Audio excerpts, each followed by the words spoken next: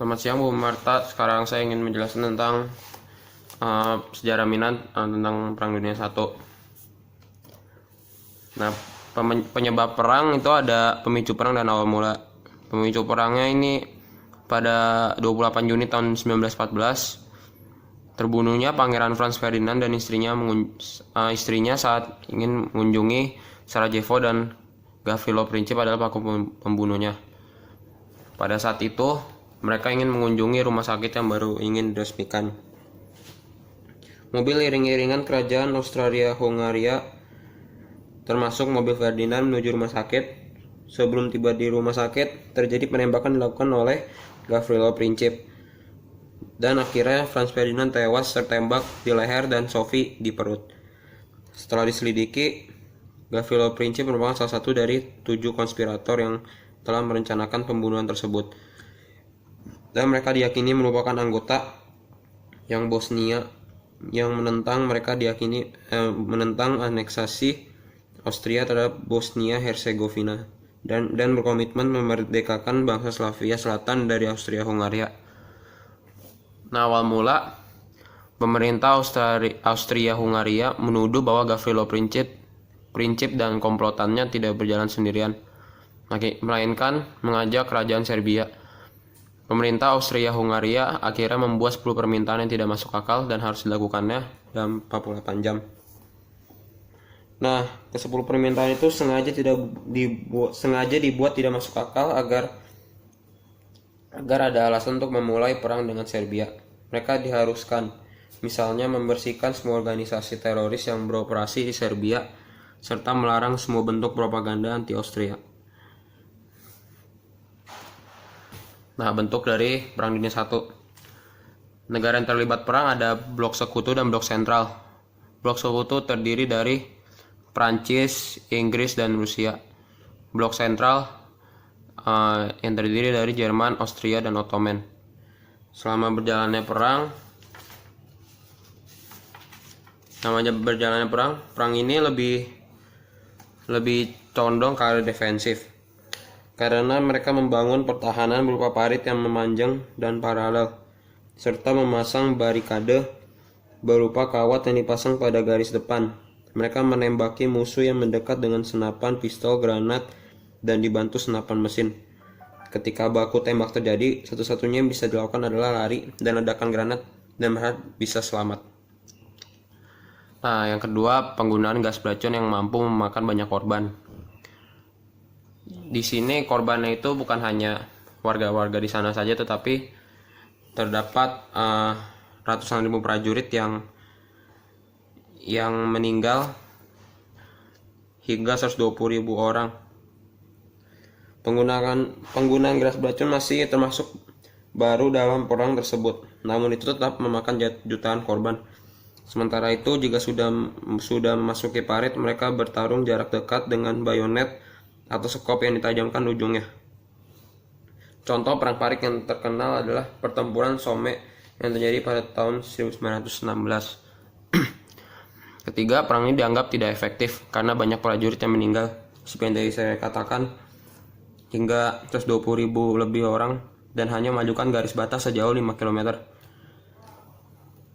Pengalaman pertempuran Somme menunjukkan perang ini dapat memakan waktu hingga 5 bulan. Dan yang keempat, munculnya 5 medan pertempuran, yaitu ada front barat, front timur, front selatan, front Balkan, dan front Asia Pasifik. Front barat itu antara Jerman melawan Belgia dan Prancis. Front timur antara Rusia melawan Austria-Hungaria dan Prusia Timur. Front selatan yaitu antara Italia melawan Austria-Hungaria dan Jerman. Front Balkan dan Timur Tengah merupakan daerah pertempuran dengan negara Austria-Hungaria, Inggris, Turki, Yunani, Bulgaria, Suriah, dan Mesir. Dan yang terakhir, front Asia Pasifik merupakan daerah pertempuran antara Sekutu dan Jepang yang dibantu oleh negara-negara Asia Pasifik. Nah, akhir dari perang ini dan cara mengatasinya. Ya, Ibu, mohon maaf tadi baterai saya tiba-tiba habis, Bu. Sekarang saya ingin melanjutkan tentang akhir perang dan cara mengatasinya. akhir dari PD1 pada 3 Oktober tahun 1918, Max von Baden sebagai kanselir baru Jerman mengirim telegram kepada Presiden AS Woodrow Wilson bertujuan untuk meminta gencatan senjata dan pembicaraan damai. Lalu Wilson membuat syarat damai dengan mengajukan 14 poin yang diterima oleh Jerman, namun Jerman setuju. Dan pada 11 November 1918, PD1 diresmikan untuk berakhir. Pada 28 Juni tahun 1919, Jerman dipanggil ke Versailles untuk menandatangani perjanjian Versailles. Tetapi perjanjian tersebut tidak mirip dengan 14 permintaan Wilson. Total ada 440 klausul dalam perjanjiannya. Dan pada akhirnya negara Jerman menyetujui perjanjian tersebut, dan mereka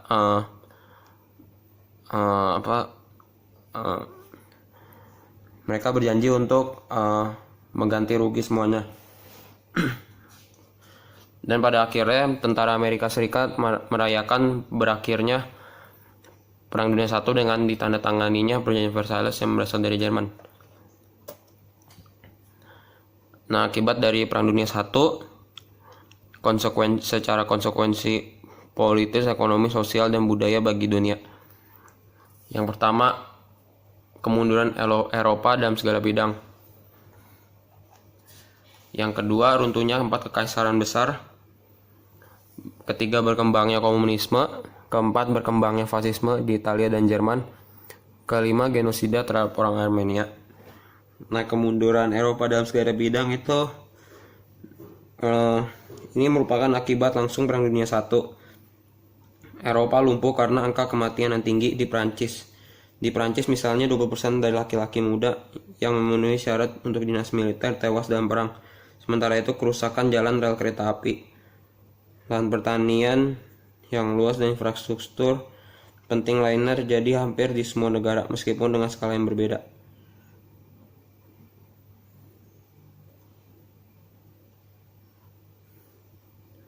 Lalu nilai karakter yang saya dapat dari Perang Dunia I, peperangan ini hanya memakan korban dan kerugian secara ekonomi, politik, sosial, dan budaya.